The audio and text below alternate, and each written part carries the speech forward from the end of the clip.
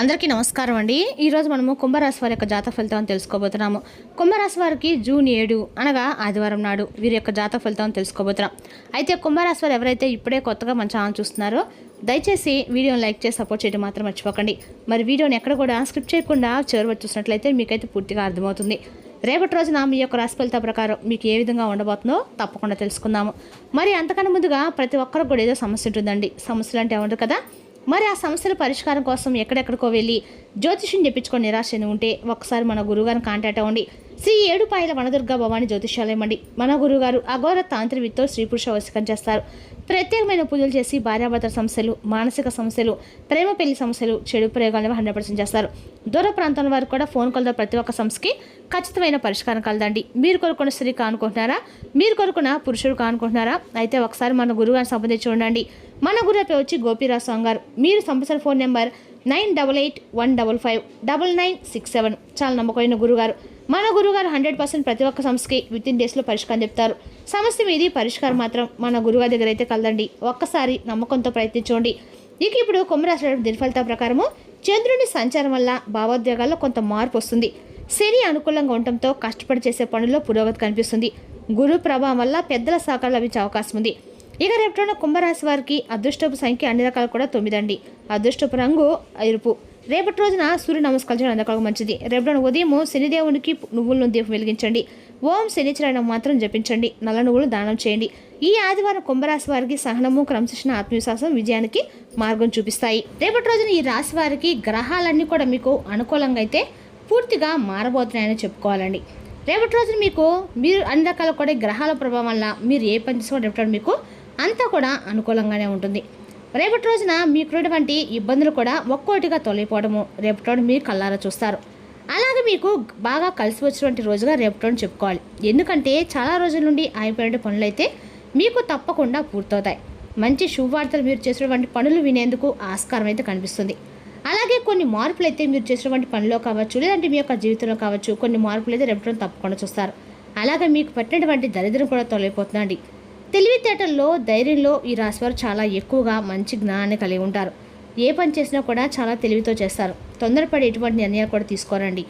అయితే వీరేంటంటే కొందరు నమ్మటం వల్ల విపరీతంగా మోసపోతూ ఉన్నారు. ఎన్నో ఇబ్బందులు ఎదుర్కొంటూ ఉన్నారు. కాబట్టి మీరు ఎవరి మాటలను కూడా ఎక్కువగా నమ్మకండి. మీకు ఏదైతే చేయాలనిపిస్తుందో అదే చేయండి. మీ మనసు ఏదైతే చెప్తుందో ఆ మాటనే మీరు నమ్మండి. ఎప్పుడు కూడా మిమ్మల్ని మోసం చేయనటువంటి వ్యక్తి ఎవరో తెలుసా అండి? మీ మనసు. కాబట్టి మీరు ఏదైనా చేయాలనుకుంటే తప్పకుండా ఖచ్చితంగా చేసేయండి. చేస్తారు కూడాను.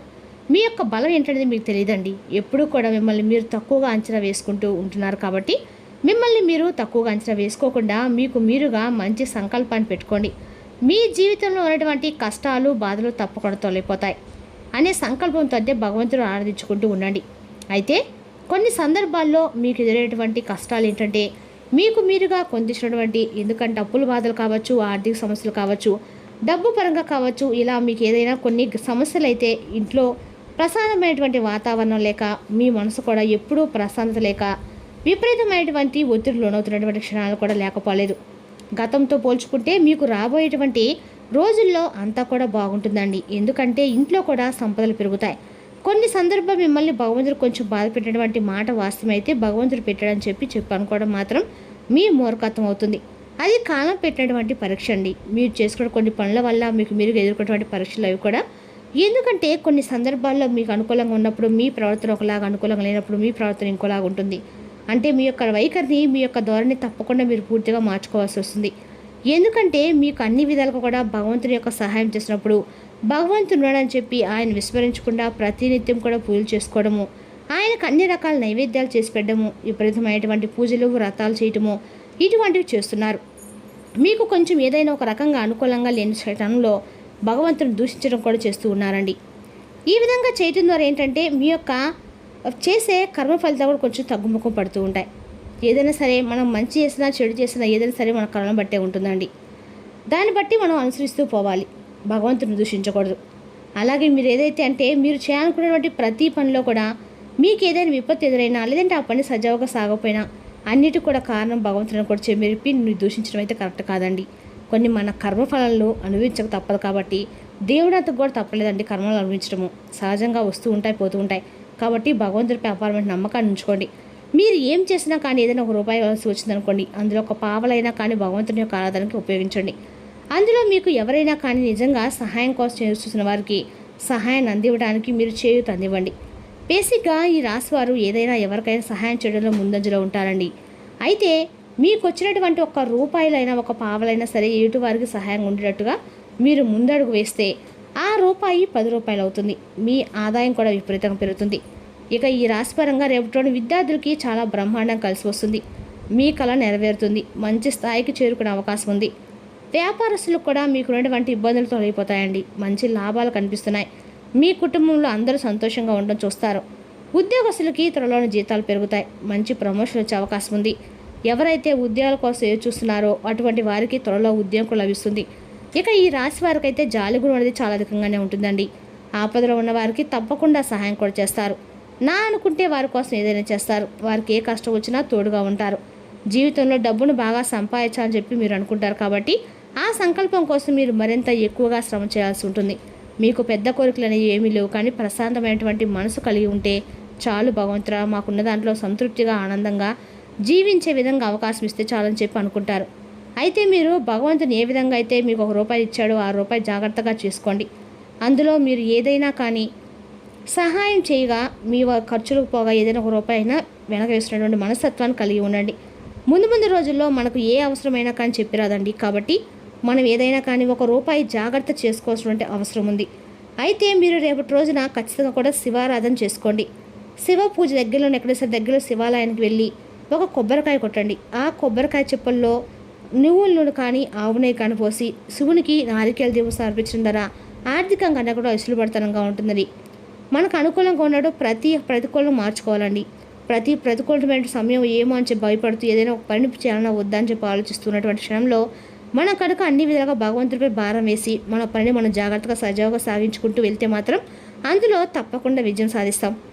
అలాగే రేపటి రోజు కూడా మీకు ఏదైనా ప్రతికూలమైనటువంటి సమయం ఉంటుందో ఆ సమయంలో మీరు శివనామస్మరణ చేసుకోండి. మీరు ఎంత బిజీలో ఉన్నప్పుడు కూడా ఓం నమ శివాయ అనే పంచాక్షరి మంత్రాన్ని పలకడం మాత్రం మర్చిపోకండి.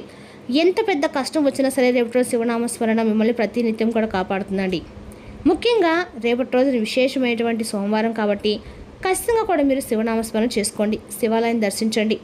ఈ విధంగా చేయటం వల్ల మీకు మంచి ప్రశాంతమైనటువంటి మనసు కలుగుతుంది. అలాగే రేపటిలో ఎటువంటి టెన్షన్స్ లేకుండా చాలా పీస్ఫుల్గా ఉంటుంది.